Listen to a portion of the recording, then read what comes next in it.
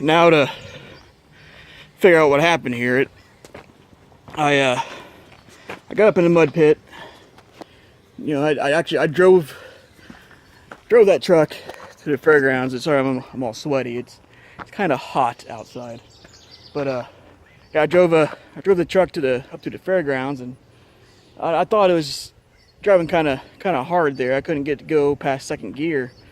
I thought it might have been you know, something in the transmission, you know, going out on me, or the torque converter being blown out, because it's actually it's got a stock torque converter in it, and I'm surprised it's held up as long as it has. But I got up to the line and had the hubs locked in and pulling up, and the rear end was just spinning, and the front end wasn't moving at all.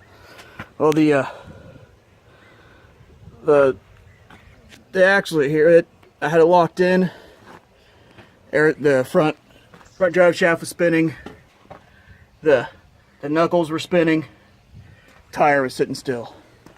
What happened is after this truck was sitting for so many years, I think that the wheel bearings or something froze up inside the hub, and I mean, within two-wheel drive, you know, I had enough horsepower and torque to be able to you know, grind through and stuff. And as soon as I locked in that front, I think it ripped out the splines in the lockout there. So I'll get that taken apart, see what the total damage is, and hopefully it's just getting out some old wheel bearings, you know, torching out some shit and freeing the hubs back up, and then I'm gonna put full-time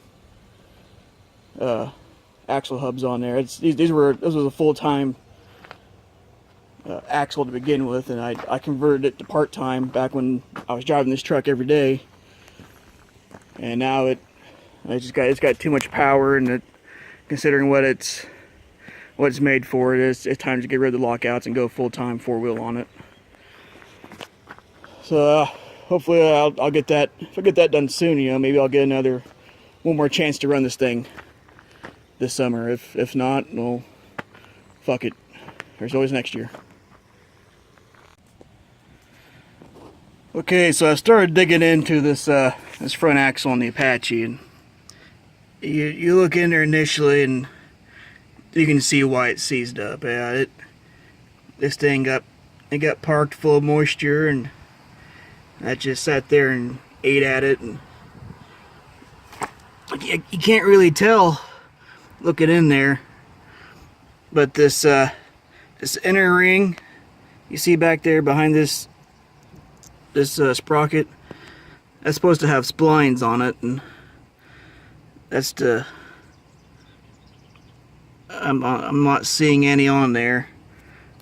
Push that in there to engage on it, and as you can see, it's pretty well rounded out. Now this here is the axle shaft, so it looks like that might still be good, and it looks like it's part of the lock out there that got stripped out. So I think I'll be good here with just completely removing these lockouts and going with full-time hubs.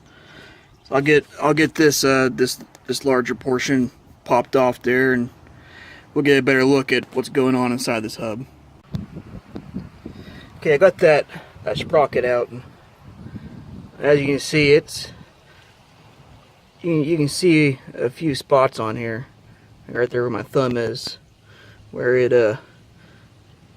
it slipped a bit, didn't quite bite, but nothing major. So this is still good.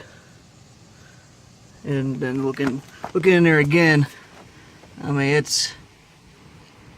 I can see the teeth on there, so I'm wondering if the spring, with all the gunk that's been built up in there and stuff, if that sprocket just wasn't seating fully to engage on that hub. But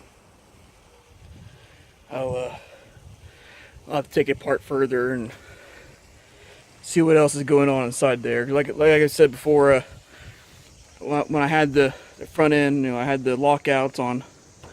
They were locked in, and the transfer case was in two-wheel drive. I could turn that front drive shaft and watch the knuckles on both sides spin. So it was definitely not engaged in there. Hopefully the axle shaft isn't like snapped or something inside the hub. I don't think it is. I think it might have just been so gummed up in there, and with from the rust and that wet grease and dirt and all that kind of stuff, that that sprocket just wasn't seating anymore. So we'll get tearing in there a little more and see what we can find.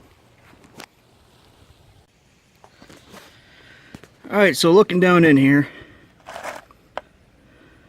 that's, I'm not sure if you can see that, but there's a on all the splines where that sprocket would have engaged. Yeah, it's completely wiped out. Now it's kind of misleading as you look in there, and yeah, there's more spline back there, but that sprocket didn't engage this entire gear here. It only engaged it's a very right here on the outside, like 1/4 inch. I mean, there's not that much engagement on this, and you see on there it wiped all that out. And so I imagine the other side's exactly the same, and so that's been confirmed. Now I need to figure out what was going on with the actual wheel here. You can see it. She's still full of grease and everything. The shaft is just fine. It's got some play in it, but it's a normal play.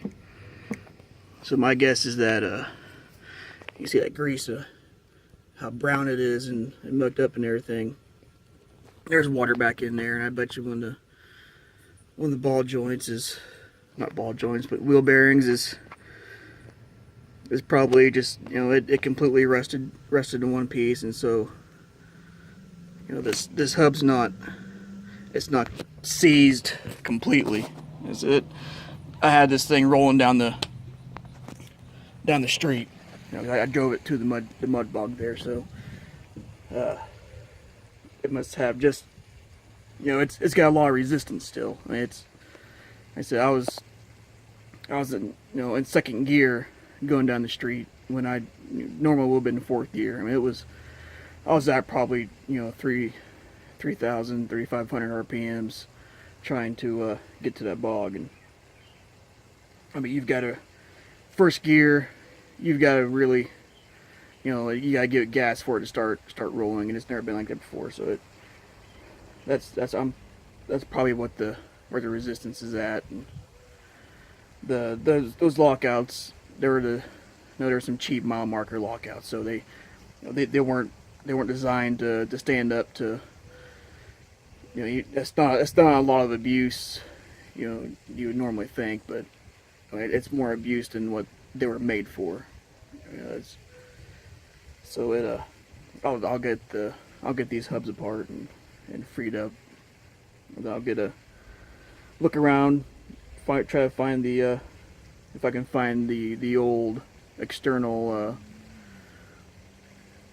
full-time hubs for these axles, if I still have them laying around. If not, I'll find one at a junkyard. So it's not as bad as I had originally thought it was, and it's a good sign. But maybe I'll have this thing back up and running in time for a bog next month. Who knows?